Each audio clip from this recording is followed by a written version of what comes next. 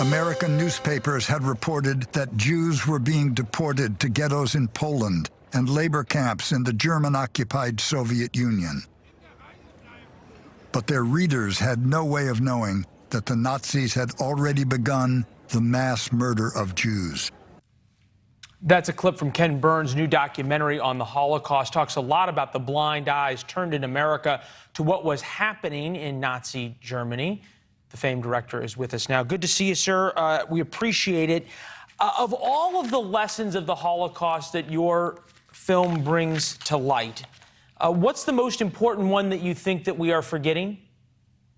Well, I think Americans have conveniently sort of said that this thing happened there across the ocean, that we weren't involved, and we weren't obviously involved or complicit in any way with the nadir of civilization, as one of our survivors said. But Americans knew from the very beginning there were 3,000 stories about mistreatment of Jews and repressive tactics in 1933 alone in American newspapers. 1933 is when Hitler came to power, and while there is a lag, as the clip you showed just happened, Americans knew what was going on, but a kind of toxic brew of pervasive anti-Semitism, anti-immigrant sentiment, a very pernicious immigration law that set impossible quotas on those countries that had a lot of a heavy Jewish population, much bigger quotas for Northern European white Protestants, racism, lots of stuff going on that made it really impossible, not just for the government or the Congress, but the American people are kind of share that sense that we can even one way to put it is that even when we saw the full effects, when the war was over and all the footage of the liberated concentration camps come out, some of the, as you know, Leland, some of the most ghastly footage ever, less than 5% of American people wanted to let in more refugees. That is a stunning statistic, considering what we saw and what had been done. Through time, history repeats itself. You look at the pictures, and we've put this up before on the program. The trains headed to the Uyghur concentration camps right now in China, and the pictures, this isn't from your film, but one of the many pictures from the trains taking the Jews to the Nazi concentration camps for extermination. It is very, very difficult to tell the difference between those two pictures. You wouldn't know. Are we allowing this to happen again for the very same reasons that you talk about in the film? You know, Leland, we were going to bring our film out comfortably in 2023, but we accelerated the production because we felt so much around us was echoing with the same things. You know, Mark Twain is supposed to have said that history doesn't repeat itself, but it rhymes. And I've never worked on a film where the rhymes haven't been incredibly amazing, whether it's positive or negative. And this one was rhyming a lot when we began in 2015, but rhyming even more as we were finishing the film.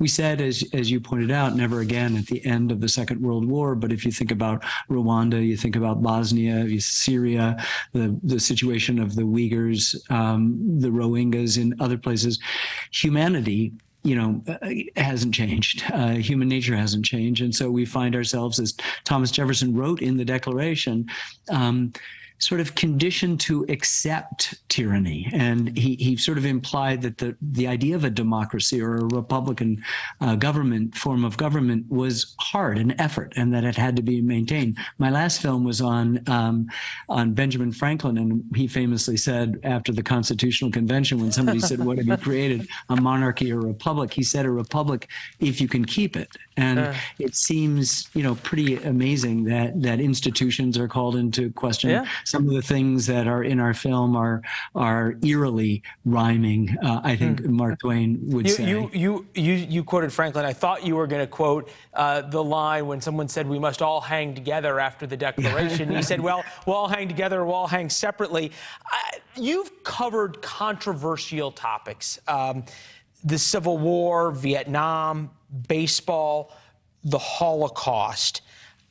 What is it about controversy that you find appealing and that must be covered?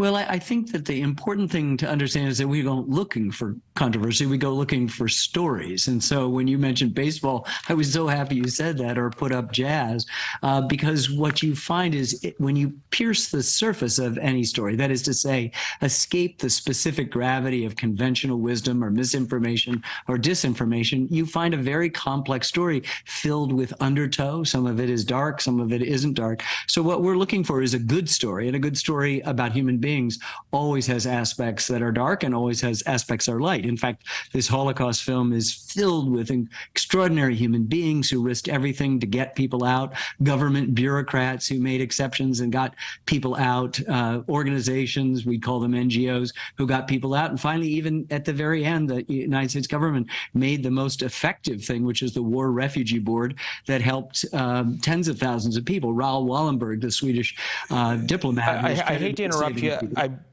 We could have you on all day, but I wanted to get to this last point. Major Garrett, a CBS reporter, used to work as a colleague at Fox News.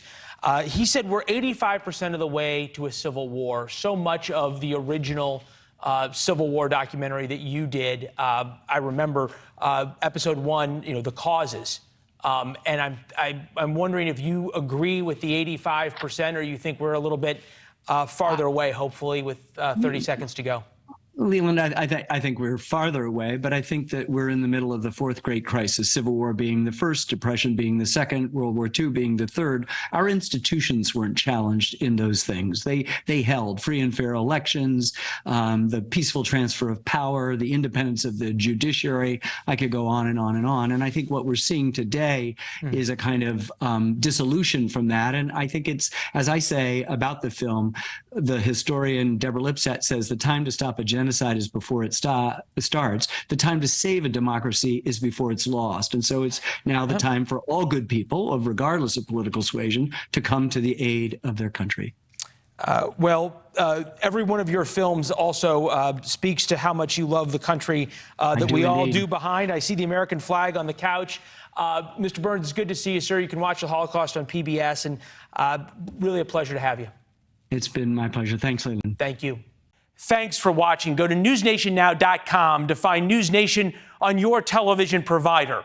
And don't forget to subscribe. Click the red button to get more of NewsNation's fact-driven, unbiased coverage.